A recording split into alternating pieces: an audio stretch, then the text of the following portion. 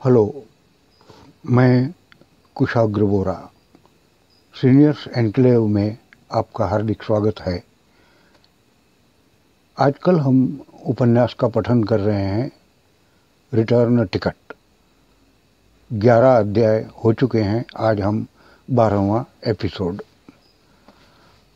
निभू एक हफ्ते बाद शगुन से मिलने उसके ऑफिस में दाखिल हुआ ही था कि रिसेप्शनिस्ट ने उसे रोक लिया। बोली, चाचा, जब से आप आए हैं पिछले एक हफ्ते से सेठ जी कुछ टेंशन में दिखते हैं। तुमने उनको कुछ कहा तो नहीं है? सुनकर निभू सीधा शगुन के चैम्बर में घुस गया और क्या दिखता है, शगुन अलमारियों की लंबी कतार के पास खड़ा है और एक अलमारी में से मोटी मोटी और बड़ी साइज की किताबों के पन्ने बेतहाशा पलटे जा रहा है। निभू ने तपाक से पूछा, क्या बात है शगुन? तेरा स्टाफ कह रहा है कि तू आजकल बहुत चिंताओं से घिरा हुआ है। हाँ, वो सही कह रहे हैं। मैं आजकल हमारी जो स्कूल बैच की रीयूनियन होने वाली है उसके काम में डूबा हुआ हूँ। तुझे तो पता है, कल ही भट्टू ने 50 साल पहले के टीचर्स डे का फोटो भेजा है। इस वक्त मैं हम सब बैचमेट का ग्रुप फोटो ढूंढ रहा हूँ। अरे तो वो फोटो क्या तुझे यहाँ इन मोटे मोटे मरीन मैनुअल में मिलेगा? वो फोटो तो तूने घर पर ही कहीं रखा होगा। मैंने तो वो लिया ही नहीं था। 15 रुपए का कौन ले इतना महंगा? नहीं निबू, 2 साल पहले मैं ये फ़ोटो यहाँ लाया था ऑफिस में लगाने के लिए, लेकिन फिर वक्त नहीं मिला तो मैंने उस वक्त जो किताब मैं पढ़ रहा था उसी के अंदर रख दिया था। अब याद नहीं आ रहा है कि वो किस किताब में रखा था। यार शगुन, तू भी कमाल है। एक फ़ोटो के लिए तूने पूरी लाइब्रेरी को कबाड़ खाना बना डाला। सारे मैनुअल नीचे गिरे पड़े हैं और पन्ने तू ऐसे पलट रहा है जैसे कोई करोड़ों की लॉटरी लगी हो और तू वो लॉटरी टिकट ढूंढ रहा हो। निबू, करोड़ों की लॉटरी तो इस काम के सामने कुछ नहीं है। हम जो इस रीयूनियन में 50 साल के बिछड़े जब मिलेंगे तब जो आनंद लूटेंगे उसकी कीमत करोड़ों तो क्या, अरबों खरबों से कहीं अधिक होगी। निबू ने उसे बीच में ही काट दिया और बोला, मगर ये काम करते तू बिजनेस में ध्यान नहीं दे पा रहा है। आखिर ऐसा क्या है? ये तू नहीं समझेगा निबू। मैं जब कोई काम ठान लेता हूँ तो उसे पूरा करके ही छोड़ता हूँ। इस बार नियति ने मुझे हमारे सारे स्कूल बैचमेट को इकट्ठा करके रीयूनियन कार्यक्रम बनाने का इशारा किया है। अच्छा, तो यूँ बोलना कि मुग़ल आज़म को हमारी स्कूल बैच से प्यार हो गया है, और अगर ऐसा है तो तेरे सारे काम पूरे होंगे ही। निबू ने मरीन मैनुअल के पन्ने खंगालते हुए शगुन के कान में पूछा, ये रीयूनियन में राधा भी आने वाली है? राधा? शगुन जैसे चौंक गया। अरे हाँ, उस दिन राधा भी तो मेरे पास में ही थी। अब मैं मैनुअल पढ़ रहा था और उसमें फ़ोटो रख रहा था तब। शगुन तुरंत अपने टेबल के पास गया। टेबल के नीचे उसने हथेली घुमाई और बोला, राधा यहाँ आ जाओ। थोड़ी देर में मिस राधा वहाँ प्रकट हुई। शगुन ने उससे पूछा, राधा, तुमको याद है कुछ वक्त पहले मैं यहाँ मरीन मैनुअल पढ़ रहा था? राधा ने कहा, क्यों, क्या बात है सर? शगुन बोला, तुमको याद है मैंने एक फ़ोटो उसके अंदर रखा था। मिस राधा ने कुछ सोचते हुए कहा, हाँ सर, वो शायद वॉल्यूम 229 था। कहते राधा 8 नंबर अलमारी के पास गई और उसमें से वॉल्यूम 229 निकाल कर उसके अंदर से फ़ोटो निकाल ली और आकर शगुन को देते हुए बोली, क्या यही फ़ोटो है? नीबू और शगुन दोनों आश्चर्यचकित थे। मिस राधा को ये सब याद कैसे रह जाता है?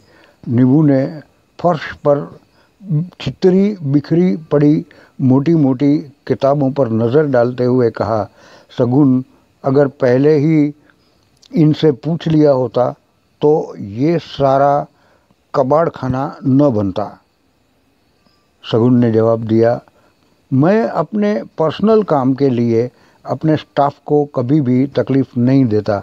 ये तो तूने राधा का नाम लिया और मुझे ये राधा याद आ गई कि चलो इससे भी पूछ कर देखूं। नीबू ने उस पुराने फ़ोटो पर नज़र डाली। कोनों पर से फटी उस फ़ोटो प्रिंट में सबके चेहरे धुंधले से दिख रहे थे। उसने शगुन से पूछा, यार ये फ़ोटो तो बहुत धुंधला हो चुका है, बहुत पुराना है ना, 50 साल पुराना, और फिर इस एक कॉपी से होगा क्या? तूने ये फ़ोटो ठीक है संभाल के रखा है, मगर अब इसका तू करेगा क्या? ज़्यादा से ज़्यादा व्हाट्सएप ग्रुप में डालेगा तो भी बहुत धुंधला ही दिखेगा। शगुन ने कहा, बस तू देखता जा, आगे आगे होता है क्या। उस धुंधले फोटो में भी नीबू ने उन 2 आँखों को तुरंत पहचान लिया जो उसके मनोमस्तिष्क पर आज भी कब्जा करके बैठी हुई है। फोटो मिल जाने से अब तू चिंता मुक्त हुआ, नीबू ने शगुन से कहा। शगुन अपने टेबल के पास जाते जाते बोला, अरे नहीं यार, अभी तो शुरू हुआ है, तू यहाँ नहीं था तब। 3 दिन पहले मैं एक मीटिंग में बिजी था, तब ललिता का फ़ोन आया। ललिता? नीबू बोल पड़ा, जैसे कुछ याद करने की कोशिश कर रहा हो। ललिता ललिता, हाँ याद आया, वो बंगाली लड़की। हाँ तो उसका क्या क्या हुआ?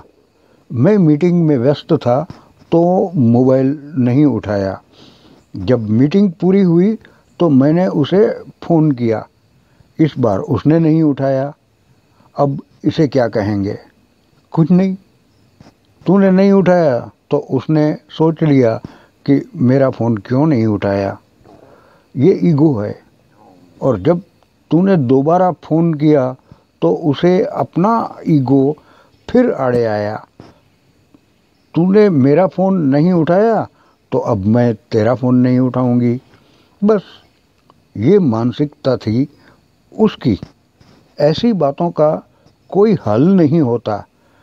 मगर ये तो बोल, इसमें चिंतित क्यों है? ठीक है, उसने नहीं उठाया तो न सही। बात सिर्फ फ़ोन उठाने या न उठाने की नहीं है। इस पूरे रीयूनियन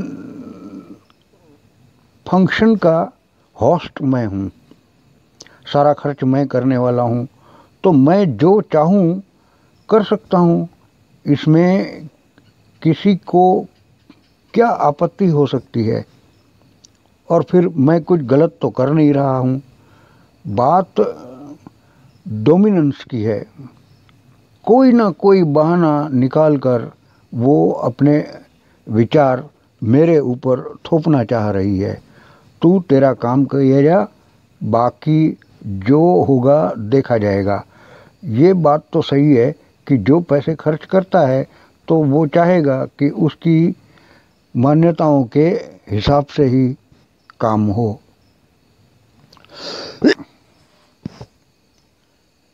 और नसीब बोल या ये जो कुछ भी तू बोल ले, वक्त का चक्र कुछ ऐसा चला कि मुझे बहुत अच्छी जगह पर ज़मीन मिल गई और वहाँ बिना किसी व्यवधान के मंदिर का निर्माण भी करवा सका।